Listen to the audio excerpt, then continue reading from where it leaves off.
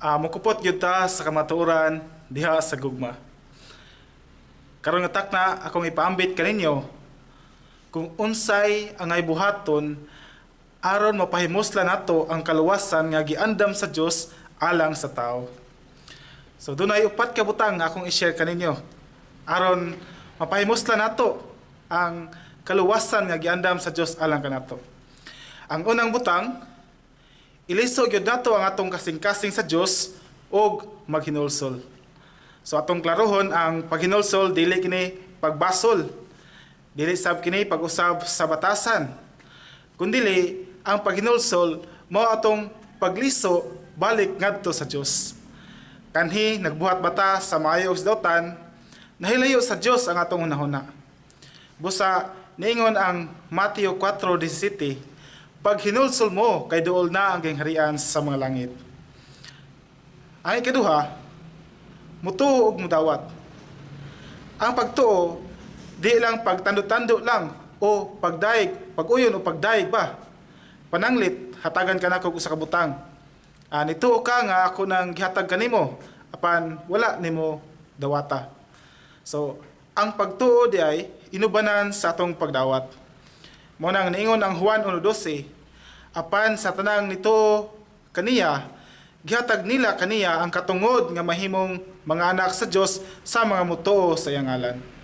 So mutuo gyud taniya ug mudawat sab taniya. So ang ikatulo nga butang mao kini ang musugid ug mutawag. So dayag nga butang ang pagka-Kristohanon. Buot sa Dios nga mutuo ang atong kasing-kasing ug moila ug musugid ang atong baba.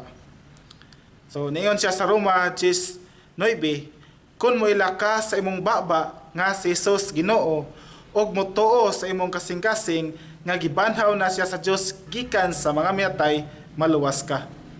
So mao kana maigsoon kining bersikulo adunay duha ka punto.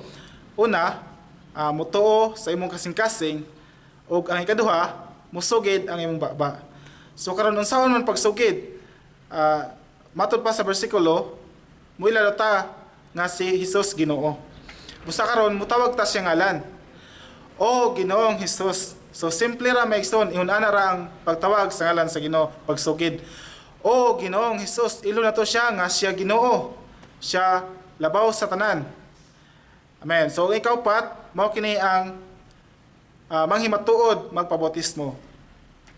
So ang pagbautismo mao kana atong affirmation sa atong pagtuo. Bitaw mga affirmation sa atong pagtuo diha sa Ginoo. So bautismohan gyud ang tanang mga magtotoo aron maluwas siya atubangan sa mga tao ug atubangan sa Dios. Ningon ang Marcos 16:16 nga maluwas ang mutuo ug magpabautismo apan hukman ang dili mutuo. So mao kana maigsoon pinaagi sa bautismo, ibalhin ta sa Dios gikan sa gingharian ni Satanas ngadto sa gingharian sa Dios. Gikan sa pagbulot-an ni Satanas ngadto sa pagbulot-an sa Dios. Gikan sa kangit-ngit ngadto sa kahayag. So mao kana dunay divine transfer ba? Mao na giingon og divine transfer. So ingon ana maigsoon nga ang upat ka butang akong gipaambit kaninyo atong buhaton aron mapahimos lang nato ang kaluwasan nga giandam sa Dios alang sa tao.